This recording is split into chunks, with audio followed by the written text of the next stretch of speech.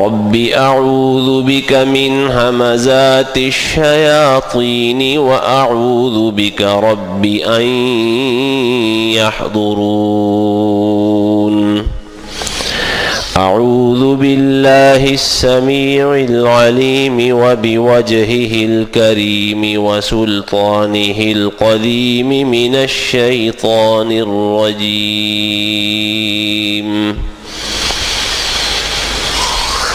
فالذین آمنوا به وعزروه ونصروه واتبعوا النور الذي أنزل معه أولئك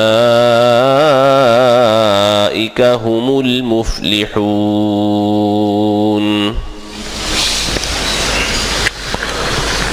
بس جو لوگ اس پیغمبر پر ایمان لائے اور انہوں نے اس کی عزت کی، ادب و احترام کیا اور اس کی مدد کی، اور جو روشنی اس پیغمبر پر اتاری گئی اس کی پیروی کی، وہی لوگ فلاح پانے والے، کامیابی حاصل کرنے والے ہیں۔ اللہ رب العزت نے نبی مکرم صلی اللہ علیہ وآلہ وسلم کی مدد کرنے، آپ کی نصرت کرنے کی بات کی ہے، اور یہ مراحل ہیں، درجے ہیں، ایک کے بعد دوسرا درجہ آتا ہے۔ پہلا درجہ ایمان کا ہے، یہ پہلی سیڑھی، پہلا زینہ ہے، اور بات یہاں رک نہیں جاتی، اگلی سیڑھی پر پاؤں رکھنا ہے، ان کی عزت اور ادب و احترام کرنا ہے۔ اور یہ بھی آخری درجہ اور آخری مرحلہ نہیں ہے، آگے بات بڑھتی ہے، ان کی نصرت کرنی ہے، مدد کرنی ہے دین کے کام میں، جس مقصد کے لیے انہیں بھیجا گیا اس مقصد کو پورا کرنے میں ان کی مدد کرنی ہے۔ آپ دعوت کے لیے بھیجے گئے، اللہ کی طرف سے داعی بن کر آئے، داعیا الی اللہ باذنہ، اللہ کی طرف دعوت دینے والے، اللہ کے اذن کے، اللہ کے حکم کے مطابق اور موافق، تو دعوت کا کام کرنے میں آپ کی مدد کرنی ہے۔ اور صرف یہ پہلا مرحلہ ہے۔ پچھلے خطبے میں یہ بات عرض کی گئی تھی کہ یہ مکی صورت ہے، مکہ مکرمہ میں ہجرت سے پہلے نازل ہونے والی، اور ظاہری بات ہے مکہ مکرمہ میں نبی مکرم صلی اللہ علیہ وآلہ وسلم کی نصرت اور مدد کرنا کیا تھا؟ جو دعوت آپ لوگوں کو دے رہے ہیں، آپ کے کارواں میں شامل ہونے والے، آپ کی جماعت کی رکنیت اختیار کرنے والے لوگ سارے کے سارے اسی دعوت کے علمبردار بن جائیں۔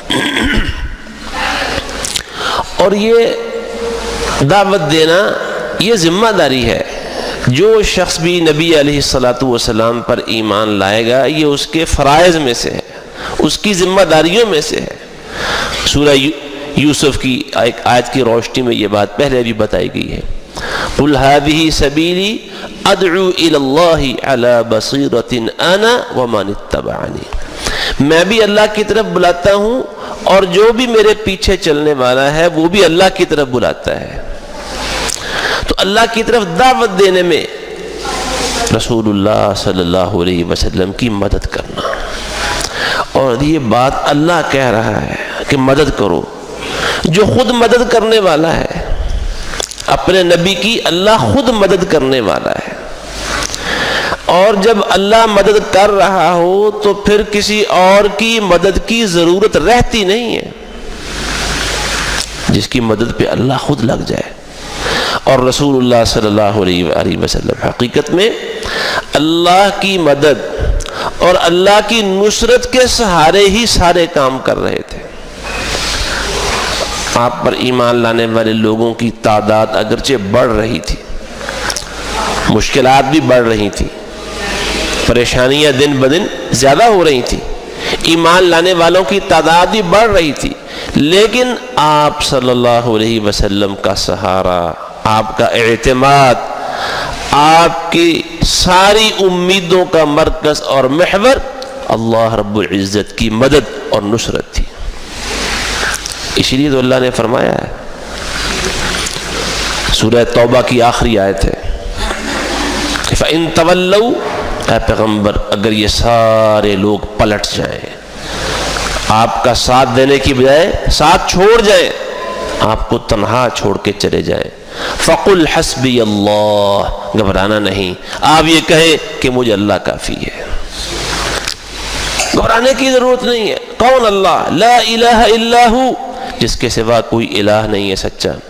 علیہ توکلت، میں نے پہلے دن ہی سے اسی پہ بھروسہ کیا ہوا ہے، پہلے دن سے اسی کے بھروسے پہ اللہ کا نام بلند کیا تھا اور آج تک کیے چلا جا رہا ہوں. وَهُوَ رَبُّ الْعَرْشِ الْعَظِيمِ، اور وہ عرش عظیم کا، بڑے عرش کا رب ہے، مالک ہے. ساری کائنات اس کے قبضہ اختیار میں ہے، اس کے ہاتھ اور مٹھی میں. تو جب اللہ مدد کرتا ہو تو کسی کی مدد کی ضرورت نہیں. یہ جو اللہ کہہ رہا ہے کہ تم مدد کرو، یہ اصل میں ایمان والوں کی اپنی ضرورت ہے، اللہ کی ضرورت نہیں ہے، اللہ کے نبی کی ضرورت نہیں ہے، اللہ کے دین کی ضرورت نہیں ہے. یہ ایمان کی ضرورت ہے، یہ ایمان کا تقاضا ہے. اور اس مدد اور نصرت میں نے عرض کیا کہ پہلا مرحلہ تو دعوت دینا ہے، دعوت دیں. اور مکی صورت میں نصرت سے مراد یہی تھا. پھر مدنی صورتوں میں بھی نصرت اور مدد کی بات ہوئی ہے. سورہ الحج مدنی صورت ہے، یا اس کا ایک حصہ مدنی ہے، آدھا مکی اور مدنی، مفسرین کی مختلف روایات کے مطابق.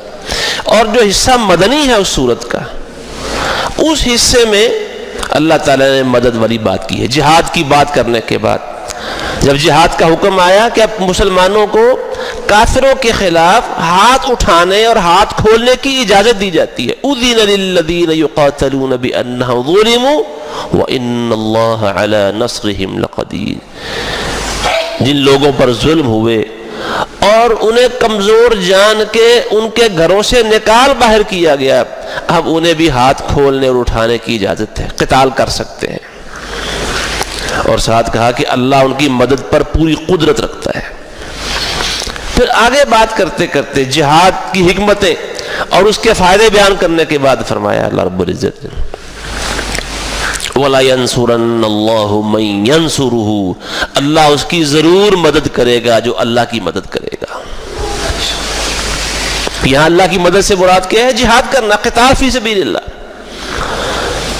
پہلا مرحلہ دعوت کا کام ہے اور آگے بات رکتی نہیں ہے، آگے بڑھتی. دعوت، امر بالمعروف، نہی عن المنکر. پھر اس دعوت کے لیے تلوار بھی ہاتھ میں لینا پڑتی ہے، اس کو بچانے کے لیے، اس کے تحفظ اور دفاع کے لیے. اپنی اسلامی اور نظریاتی سرحدوں کی اور جغرافیائی سرحدوں کی حفاظت اور پہرے کے لیے تلوار ہاتھ میں لینا پڑتی ہے. اس کام کو بھی اللہ نے اپنی مدد قرار دیا ہے. جو اللہ کی مدد کرے گا اللہ اس کی ضرور مدد کرے گا.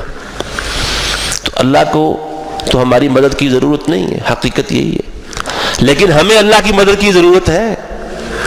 تو یہ جو مدد کرنی ہے یہ کس کی ضرورت ہے؟ اللہ کی نہیں، اللہ کے دین کی نہیں، اللہ کے نبی کی نہیں، یہ میری اور آپ کی ضرورت ہے. اپنے لیے، اپنے اس لیے کہ اللہ ہماری مدد کرے، اس لیے مدد کرنی ہے. اور اللہ نے وعدہ بھی کیا ہے، یا ایھا الذین آمنوا. یہ سورہ محمد 26ویں پارے میں، یہ بھی مدنی سورت ہے، اس میں بھی جہاد و قتال کی بات ہوئی ہے. یا ایھا الذین آمنوا ان تنصروا اللہ ینصرکم ویثبت اقدامکم. اے ایمان والو، اگر اللہ کی مدد کرو گے اللہ تمہاری مدد کرے گا اور تمہارے قدم جما دے گا، مضبوط کرے گا. تو یہ دین کا کام کرنا، دعوت کا کام کرنا، قتال و جہاد کا کام کرنا اور اس راستے میں اپنا مال خرچ کرنا، اپنی جانیں بتانا، اللہ اسے اپنی مدد قرار دیتا ہے. وہ جو غنی ہے، وہ جو بے نیاز ہے اپنی ساری مخلوق سے. کتنا بے نیاز! صحیح مسلم میں حدیث جناب ابو ذر غفاری رضی اللہ تعالیٰ عنہ حدیث بیان کرتے ہیں، طویل لمبی حدیث ہے، حدیث قدسی.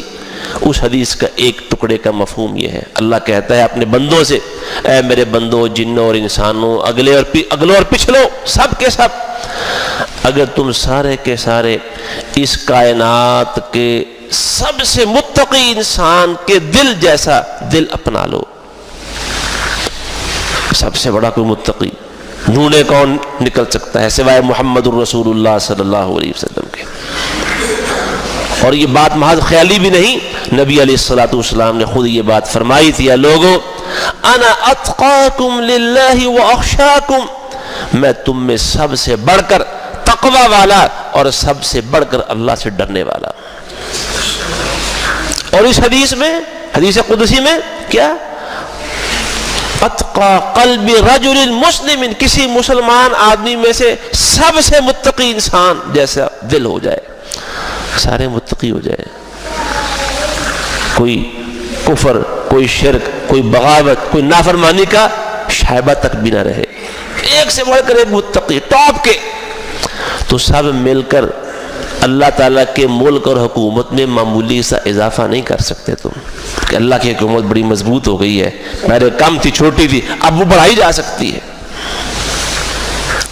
اور اس کے برعکس اگر تم سارے کے سارے افجر قلب رجل، افجر سب سے بڑا باغی اور نافرمان، اور وہ بھی ڈھونڈے کون ہو سکتا ہے؟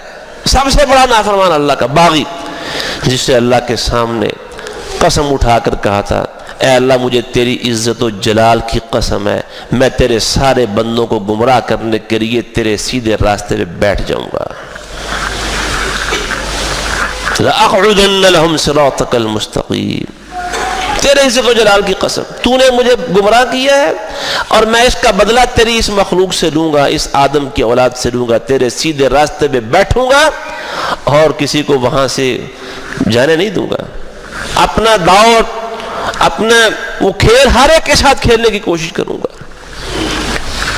سارے ابلیس ہو جائیں، مفہوم عرض کر رہا ہوں، ایک شخص بھی نیکی کا خیال اور جذبہ رکھنے والا اس کائنات میں نہ ہو۔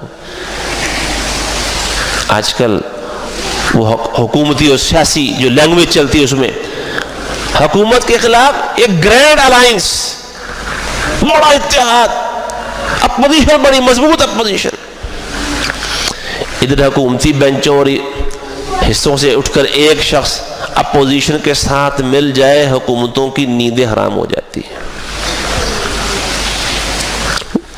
وہ خاموش سفارتکاری سے اس رکن کو راضی کرنے اور اس کا مول لگانے بڑھانے کی کوششیں شروع ہوتی ہیں، اور جو مخالف طاقت اور پارٹی ہے وہ بھی اس سے بڑا کیش کرتی ہے، دیکھو جی حکومت کی ناکامی دیکھے، لوگ چھوڑ چھوڑ کے ہماری طرف آ رہے ہیں۔ اللہ فرماتا ہے کہ سارے ابلیس ہو جائیں، مفہوم پھر میں عرض کر رہا ہوں، تو سارے مل کر میری حکومت کے لیے کوئی معمولی سا خطرہ نہیں پیدا کر سکتے کہ اس میں کوئی کمی واقع ہو جائے گی۔ اللہ اتنا بے نیاز، ہماری نیکیوں سے، ہماری نافرمانی اور بغاوت سے اللہ بے نیاز ہے، اسے کوئی پرواہ نہیں۔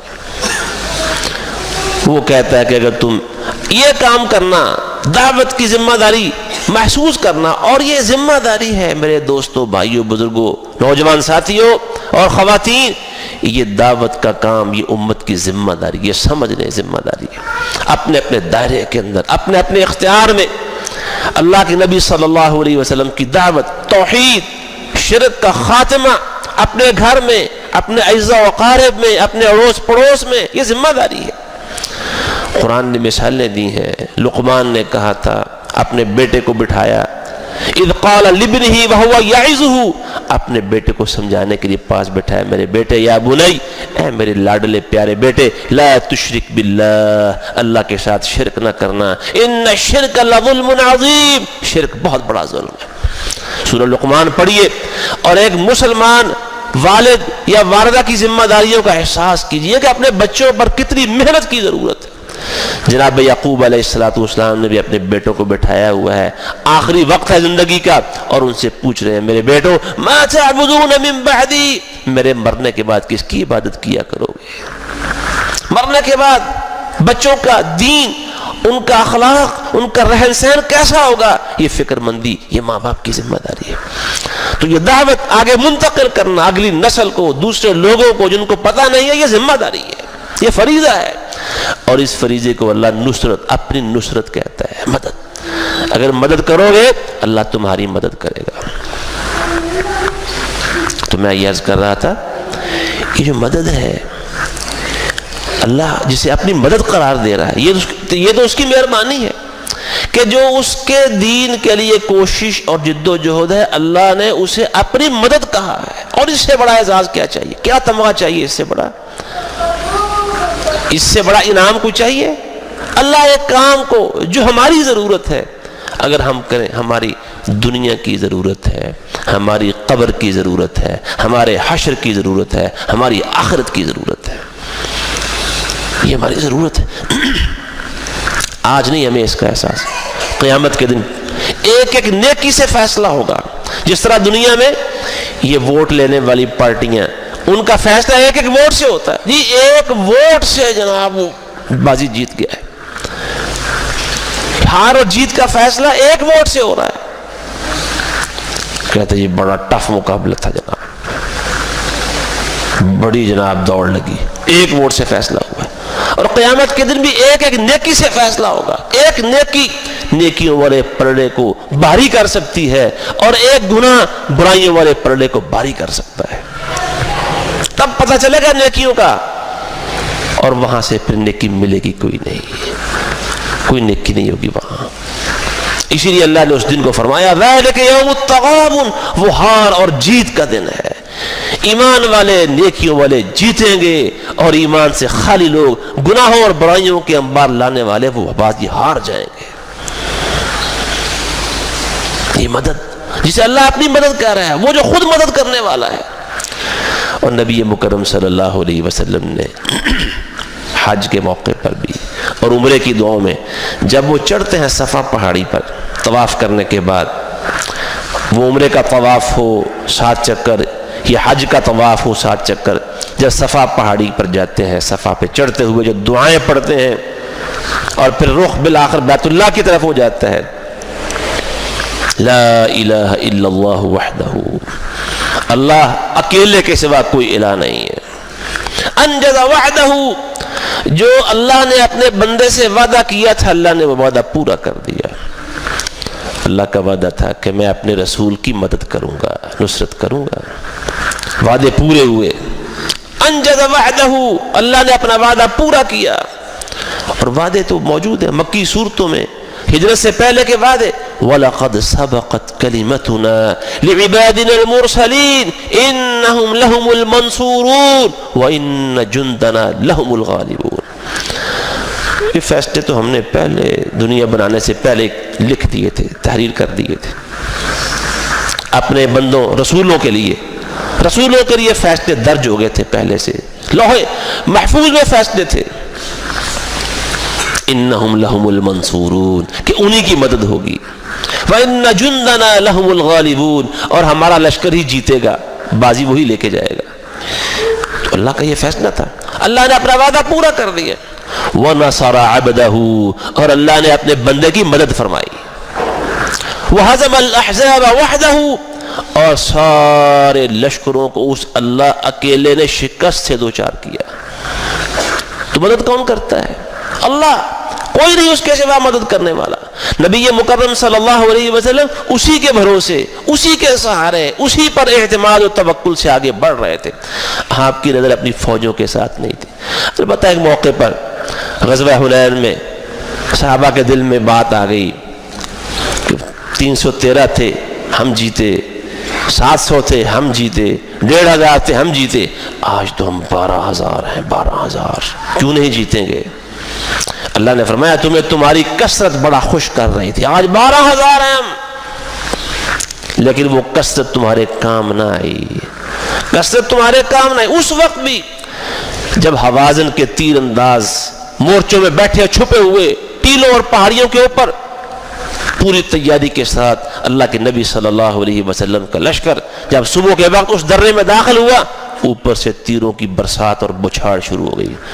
پھر وہ 12,000 بھاگے 12,000 نہیں بھاگے تو اللہ کے رسول صلی اللہ علیہ وسلم نہیں بھاگے. ایک قدم قدم پیچھے نہیں ہوئے، آگے بڑھ رہے تھے. خچر سے پھر جوش اور ولولے کے ساتھ نیچے اتر آئے. ابو سفیان جو بھی نئے نئے مسلمان ہوئے، آپ کے چچا عباس ابھی مسلمان ہوئے تھے رضی اللہ عنہما، ایک دائیں طرف ایک بائیں طرف، آپ آگے زور سے بڑھ رہے ہیں، وہ آپ کے خچر کی لگام پکڑ کے پیچھے کھینچ رہے ہیں کہ آگے حالات بڑے خراب ہیں. لیکن رسول اللہ صلی اللہ علیہ وسلم وہ اللہ کے بھروسے پر، اللہ کی مدد اور نصرت پر یقین رکھنے والے، اس بوچھاڑ میں کھڑے ہو گئے میدان میں، اور تیر پھینکنے والوں کی طرف منہ کر کے للکارتے ہیں، انا النبی لا کذب انا ابن عبد المطلب، میں اللہ کا نبی ہوں، جھوٹا شخص نہیں ہوں کہ میدان چھوڑ کے بھاگ جاؤں، اور میں سنو عبد المطلب کا بیٹا ہوں، سردار کا بیٹا ہوں. میدان چھوڑ کے بھاگنا یہ ہماری روایت اور ریت بھی نہیں ہے، اور میں ویسے بھی اللہ کا نبی ہوں. پیچھے نہیں ہٹے. کس کی مدد پر بھروسہ تھا؟ اللہ کی مدد. آج تو سیاستدانوں کو، لیڈروں کو پتہ چلتا ہے بندے کٹ گئے پیچھے، پھر بات نرم کرتے ہیں. بندے زیادہ ہوں تو پھر ہوا بھری رہتی ہے غبارے میں. ادھر ایسا نہیں تھا، اللہ پہ بھروسہ. تو مدد کرنے والا کون ہے؟ اللہ، اکیلا اللہ مدد کرنے والا. وہ کہہ رہا ہے کہ مدد کرو ہمارے نبی کی، وہ کہہ رہا ہے کہ تم مدد کرو گے تو اللہ تمہاری مدد کرے گا، اور اگر نہیں کرو گے تو اللہ کو کیا پرواہ ہے. سورہ توبہ پڑھیں، الا تنصروہ، اگر تم نے مدد نہ کی اس نبی کی. اور یہ بات پھر ذہن میں رکھیں، ہمارے کسی غلط فہمی کا شکار نہ ہوں. یہ دعوت کے میدان میں اپنی ذمہ داریاں پوری کرنا، دعوت دینا، دعوت سمجھنا، دین حق، توحید، سنت اور شرک اور بدعات و خرافات، بے دینی، الحاد، دہریت، اس کا رد کرنا، فحاشی اور یعنی کو ختم کرنے کے لیے جد و جہد کرنا، حیا کی مثالیں قائم کرنا اور حرام کا خاتمہ کرنا، حلال کے لیے کوشش کرنا، لوگوں کو بتانا، یہ ذمہ داری ہے، فریضہ ہے، ضرورت ہے، ہماری دینی ضرورت ہے، دنیا کی ضرورت ہے، آخرت کی ضرورت ہے. اس کے ذریعے مدد آئے گی اللہ کی. اللہ کی ضرورت نہیں ہے، اللہ نے واضح کر دیا اللہ کی ضرورت نہیں ہے. یہ سورہ محمد کی بات ہو رہی تھی، اس کی آخری آیات بھی پڑھے. یہ اللہ نے بار بار قرآن میں کہا ہے کہ خرچ کرو، خرچ کرتے ہیں، زکوٰۃ دو، خرچ کرو موت سے پہلے. موت آ گئی پھر دعائیاں دو گے لیکن موقع نہیں ملے گا. قیامت کو کوئی پرسان حال نہیں ہوگا، کوئی سودے بازی نہیں ہوگی، کوئی دوستی کام نہیں آئے گی، کوئی سفارش کام نہیں آئے گی، لہذا اس سے پہلے خرچ کرو. بار بار اللہ نے وہاں ایک غلط فہمی دور کر دی، ہمیں بھی دور کر لینی چاہیے کہ یہ اللہ کی ضرورت نہیں ہے، اللہ کے دین کی ضرورت بھی نہیں ہے. ہاں، اللہ کا دین ہمارا محتاج نہیں ہے. جب اللہ ہمارا محتاج نہیں ہے تو اللہ کا دین ہمارا محتاج کیسے ہو سکتا ہے؟ اللہ اپنے کام کرنے پر قادر ہے، وہ لطیف ہے، ایسے طریقے سے اپنے کام کرتا ہے کہ کسی کے وہم و گمان بھی نہیں ہوتا. اللہ اپنے دین کے غلبے، اس کے فروغ اور احیاء کے لیے وہاں سے راستے بناتا ہے جہاں سے کسی کو سوچ بھی نہیں ہوتی. صحیح بخاری میں حدیث، ایک شخص میدان جنگ میں بڑی بہادری، دلیری اور شجاعت دکھا رہا تھا، کافروں کے پرخچے اڑا رہا تھا، جو اس کے سامنے آتا تہ تہ کر دیتا. اور ظاہر ہے اتنی دلیری سے لڑنے والا پھر زخمی بھی تو ہوتا ہی ہے نا. اسے بھی زخم لگ رہے تھے، چرکے لگ رہے تھے، لیکن وہ بے خوف ہو کر آگے سے آگے. بالآخر زخمی ہو کر ڈھیر ہو گیا، تڑپ رہا تھا تکلیفوں سے. اب امکان یہی تھا کہ اب بچے گا نہیں. لوگ کہنے لگے جی مبارک، اس کے لیے تو جنت کی مبارکیں ہیں، جنت کی بشارتیں ہیں. نبی علیہ السلام نے فرمایا میں اسے جہنم میں دیکھ رہا ہوں، میں اسے جہنم میں دیکھ رہا ہوں. صحابہ پریشان، چونکے. پھر کچھ لوگوں نے دیکھا بھی معاملہ کیا ہے، دیکھتے ہیں، اس کو دیکھتے رہے. بالآخر وہ زخموں کی جو تکلیف تھی اسے برداشت نہیں ہو رہی تھی. اس نے اپنا خنجر خود ہی اپنے پیٹ میں گھونپا، یا کھڑا کر کے روایت میں اس کے اوپر وہ الٹ گیا اور خودکشی کر کے موت مرا. پھر آ کے رسول اللہ صلی اللہ علیہ وسلم کو بتایا جی اس کا انجام تو یہ ہوا ہے، خودکشی کی ہے. فرمایا میں نے کہا تھا، میں نے بتایا تھا، اللہ کے نبی تھے، میں نے بتایا تھا کہ یہ جہنم میں جا رہا ہے. اب یہ تھا کہ اتنا کام، اتنے کافر اس نے واصل جہنم کی، مسلمانوں کی اتنی مدد ہوئی تو جہنم میں گیا. فرمایا ہاں ان اللہ یعز هذا الدین برجل فاجر، اللہ اپنے دین کا کام فاجروں سے بھی لے لیتا ہے۔ اللہ کے لشکر بڑے، اللہ جس سے چاہے کام لے لے، اللہ محتاج نہیں ہے۔ اللہ کہتا ہے خرچ کرو تو اللہ، یہودیوں نے سمجھا تھا، وہ کہتے تھے ان اللہ فقیر ونحن اغنیاء، اللہ فقیر ہو گیا، ہم سے قرضے مانگتا ہے، ہم غنی ہیں، ہم مالدار ہیں۔ اگر آج ہم یہ نہیں کہتے تو شاید سوچ یا ہمارا طرز عمل یہی ہو کہ اللہ مانگتا ہے محتاج ہی ہوگا، کہہ رہا دو۔ اللہ محتاج نہیں ہے۔ اللہ نے کہا جو خرچ کرنے کے لیے تمہیں کہا جاتا ہے دعوت دین کے فروغ کے لیے، جہاد فی سبیل اللہ کے لیے خرچ کرنے کو کہا جاتا ہے، فَمِنْكُمْ مَنْ يَبْخَلْ، تم میں سے کئی بخیلی کرتے ہیں، نہیں دیتے۔ اللہ نے واضح کیا فَإِنَّمَا يَبْخَلْ وَمَنْ يَبْخَلْ فَإِنَّمَا يَبْخَلُ عَنْ نَفْسِهِ، جو شاہ صاحب نے، شاہ عبدالقادر رحمۃ اللہ علیہ کا ترجمہ، جو نہیں دیتا وہ اپنے آپ کو نہیں دیتا، کیونکہ جو دے گا وہ کس کو دے رہا ہے؟ اللہ کو، اللہ کی راہ وہ اپنے لیے کر رہا ہے، اپنی آخرت کے لیے، اپنے آپ کو جہنم کا ایندھن بننے سے بچانے کے لیے، اپنے لیے پل صراط پہ آسانی پیدا کرنے کے لیے۔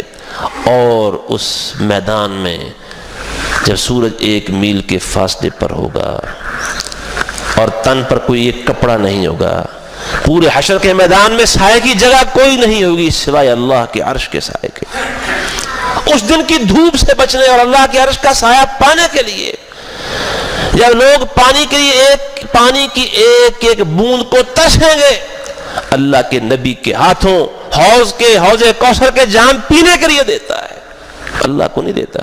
ہاں اللہ کہتا یہی ہے کہ جو اخلاص سے طیب اور حلال مال میں سے دیتا ہے میں اسے اپنے ہاتھ میں لیتا ہوں۔ اور ایک حدیث میں ہے کہ وہ جو دیتا ہے کسی فقیر کو دیا، بیوہ اور یتیم کو دیا، کسی مسجد کے مدرسے کے کام میں اس کے غلے میں ڈالا، بظاہر تو وہ کسی انسان کے ہاتھ میں یا کسی جھولی میں، کسی غلے اور باکس میں ڈال رہا ہے، حقیقت میں وہ اللہ کے ہاتھ میں دے رہا ہے۔ اللہ اسے اپنے ہاتھوں میں لیتا ہے، برکت والے ہاتھوں میں پالتا ہے، پوستا ہے، بڑھاتا ہے۔ وہ ایک آدھی کھجور کو بڑھا بڑھا کے اللہ ایک پہاڑ کے برابر کر دیتا ہے۔ اللہ غنی ہے، اسے کیا ضرورت، کس کے لیے کریں گے؟ اگر کریں گے نصرت، زبان سے دعوت، پیسے کے ذریعے دعوت کے کام کو مضبوطی اور ایندھن فراہم کرنا، قتال و جہاد کے لیے پیسہ لگانا، کس کو دے رہے ہو؟ فرمایا کئی نہیں دیتے تم میں سے، جو نہیں دیتا وہ اپنے آپ کو نہیں دیتا۔ اور اس پہ فرمایا واللہ الغنی وانتم الفقراء، اللہ غنی ہے تم فقیر ہو۔ ترتیب بدل گئی ہے، وہ سورہ فاتح میں ترتیب اور تھی، یا ایھا الناس انتم الفقراء الی اللہ واللہ هو الغنی الحمید، لوگو تم اللہ کے فقیر ہو، اللہ غنی ہے۔ یہاں غنی کا ذکر پہلے کیا، واللہ الغنی وانتم الفقراء، اللہ غنی ہے تم فقیر ہو۔ لوگوں یاد رکھو ما عندکم ینفج، تمہارے ہاتھ میں ہے، تمہارے بینکوں میں پڑا ہوا ہے، تم نے انویسٹ دنیا میں کر رکھا ہے، یہ فنا ہو سکتا ہے، ہو جائے گا۔ جو اللہ کے پاس ہے وہ کبھی ختم نہیں ہوگا، وہ باقی رہنے والا ہے۔ بل تؤثرون الحیات الدنیا والآخرۃ خیر وابقی، تم دنیا کو پسند کرتے ہو، آخرت ہمیشہ رہنے والی اور باقی رہنے والی ہے۔ جو دو گے وہاں کام آئے گا، جو بچاؤ گے یہاں 50 60 70 100 سالہ زندگی کے لیے یہ اللہ کو منظور ہوا تو کام آئے گا، نہیں منظور ہوگا۔ اخبار میں قصہ پڑا، پیسے جوڑ جوڑ کے درازوں میں رکھ رہے تھے، رکھتے رہے، جمع ہوتا رہا، ضرورت پڑنے پر نکالا تو پیچھے سے چوہے نے راستہ بنایا ہوا تھا، وہ نوٹوں کے سارے گٹھے بنا بنا کے رکھے ہوئے، چوہوں نے سارے اس کے پرزے کر دیے تھے۔ اللہ کو منظور ہوگا تو کام آئے گا، چوہے کھا جائیں گے اور بینکوں والے فائدہ اٹھاتے رہیں گے۔ اللہ کے بینک میں جمع کراؤ گے، اللہ کے راستے میں خرچ کرو گے، دعوت کا کام کرو گے، اللہ کے راستے میں جہاد و قتال میں کام کرو گے، اللہ اسے اپنی نصرت قرار دیتا ہے اور اس کے بدلے میں اللہ اپنی مدد کا وعدہ کرتا ہے۔ اللہ غنی ہے، اللہ ہمارا محتاج نہیں ہے۔ ہم دعوت کا کام نہ کریں، اللہ کو پرواہ نہیں ہے۔ ہم اللہ کی دعوت کے لیے جد و جہد نہ کریں، ایندھن فراہم نہ کریں، اللہ کو پرواہ نہیں ہے۔ ہم اللہ کے نبی کی نصرت، اور درجہ آگے بڑھتا ہے، یہ دعوت سے بڑھتے بڑھتے کام جہاد و قتال تک جاتا ہے۔ نہیں کرو گے اللہ کو پرواہ نہیں ہے، جو نہیں کرے گا اللہ کو پرواہ نہیں۔ ضرورت میری اور آپ کی، ہم سوچیں ہم اللہ کے دین کے لیے دعوت کے کام میں اور دینی کاموں میں اللہ رب العزت کے دین کو فروغ دینے میں میرا اور آپ کا کردار کیا ہے۔ اس سے پہلے کہ قیامت کے دن کتاب اللہ کے رکھ دی جائے، اس سے پہلے کہ ملک الموت آ جائے، اس سے پہلے کہ کسی ایسی آفت میں مبتلا ہو جائے کہ ہوش و حواس چھوٹ جائے، فیصلے کی قوت ختم ہو جائے کہ کیا کرنا ہے، اس سے پہلے ہمیں اپنے کردار کا جائزہ لینا چاہیے، ہمیں اپنی ذمہ داریوں کا احساس کر لینا چاہیے، ورنہ اللہ فرماتا ہے کہ ان لوگوں کی طرح نہ ہو جانا جنہوں نے اللہ کو فراموش کر دیا۔ اللہ کو فراموش کرنا کیا ہے؟ اللہ کے دین کو فراموش کرنا، اللہ کی کتاب کو فراموش کرنا، اللہ کی دعوت کو پھیلانے سے کوتاہی برتنا، غفلت برتنا۔ اللہ انہیں فراموش کر دیتا ہے، اللہ انہیں ان کا اپنا آپ بلا دیتا ہے۔ وَلَا تَكُونُوا كَالَّذِينَ نَسُوا اللَّهَ فَأَنسَاهُمْ أَنفُسَهُمْ، اللہ انہیں ان کا اپنا آپ بلا دیتا ہے، فیصلے کی قوت چھین لیتا ہے۔ ماتی وجندی بندے دی کہ فیصلہ کیا کرنا ہے، اس برے وقت سے پہلے اپنے رب کو یاد رکھو، اس کے دین کے ساتھ اپنا تعلق، دعوت یہ فروغ دو، اور اگر مدد نہیں کرو گے، اللہ نے فرما دی ہے سورہ توبہ میں، اگر تم ہمارے نبی کی مدد نہیں کرو گے فقد نصرہ اللہ، اللہ اکیلے نے اپنے نبی کی مدد کی تھی، اذ اخرجہ الذین کفروا، جب اسے کافروں نے مکے سے نکال باہر کیا تھا۔ وہ وقت بڑا سنگین، بڑا ہی کڑا اور مشکلات کے لحاظ سے اپنے عروج پر تھا۔ اس دن، اس رات اور اس دوران اللہ اکیلے نے اپنی مدد، نبی کی مدد کی تھی۔ تم میں سے کوئی تھا جو ہمارے نبی کی مدد کرنے والا وہاں ہوتا؟ کوئی نہیں تھا۔ نبی کے ساتھ اس کا ایک ساتھی تھا ابو بکر رضی اللہ تعالی عنہ، اور وہ بھی گھبرائے ہوئے۔ ایک اللہ کے نبی تو جو نہیں گھبرائے ہوئے، ابو بکر گھبرائے ہوئے تھے، رو رہے تھے، آنکھوں سے آنسو جاری۔ اللہ کے نبی غار کے دانے پر کھڑے تھے، اگر پاؤں کی طرف دیکھتے، دھیان کرتے تو یقیناً ہمیں وہ دیکھ ہی لیتے، اور آنکھوں میں آنسو۔ آپ نے فرمایا ابو بکر ما ظنک باثنین اللہ ثالثہما، ہم دو اکیلے نہیں ہیں، ہمارے ساتھ تیسرا اللہ ہے۔ جن دو کا تیسرا اللہ ہو، ابو بکر ان کے بارے میں تمہاری رائے کیا ہے؟ ابو بکر گھبرائے ہوئے تھے، ایک اللہ کے نبی کی ذات تھی جو یہاں بھی گھبرائی ہوئی نہیں تھی، تو بھروسہ کس پہ تھا؟ اللہ کی مدد پہ۔ فرمایا اس رات، اس دن، اس سفر میں ہم نے اپنے نبی کی خود مدد کی، تم میں سے کوئی مدد کرنے والا نہیں تھا۔ نہیں کرو گے اللہ کو پرواہ نہیں، اللہ کے لشکر بڑے ہیں، اللہ کی فوجیں بڑی ہیں۔ وَلِلَّهِ جُنُودُ السَّمَاوَاتِ وَالْأَرْضِ وَمَا يَعْلَمُ جُنُودَ رَبِّكَ إِلَّا هُوَ، تیرے رب کے لشکر کون کون سے ہیں، کتنے ہیں، تیرے رب کے سوا کوئی جانتا نہیں۔ تو حضرات، اللہ کے نبی کی مدد، ایمان، پہلے ایمان، سورہ الاعراف کی طرف آتے ہیں، 157 نمبر آیت، ایمان، پھر ان کی عزت، ادب و احترام، اور اس کے بعد ان کی مدد کرنا۔ یہ مرحلے ہیں، پہلا، دوسرا، پھر تیسرا، چوتھا کیا ہے؟ اللہ کی توفیق سے اگلے خطبے میں عرض کیا جائے گا۔ اے اللہ تو ہمیں اپنے نبی کے ساتھ وہ تعلق نصیب فرما دے جو قرآن کا تقاضا ہے، جو تیرا تقاضا ہے۔ وآخر دعوانا ان الحمد للہ رب العالمین۔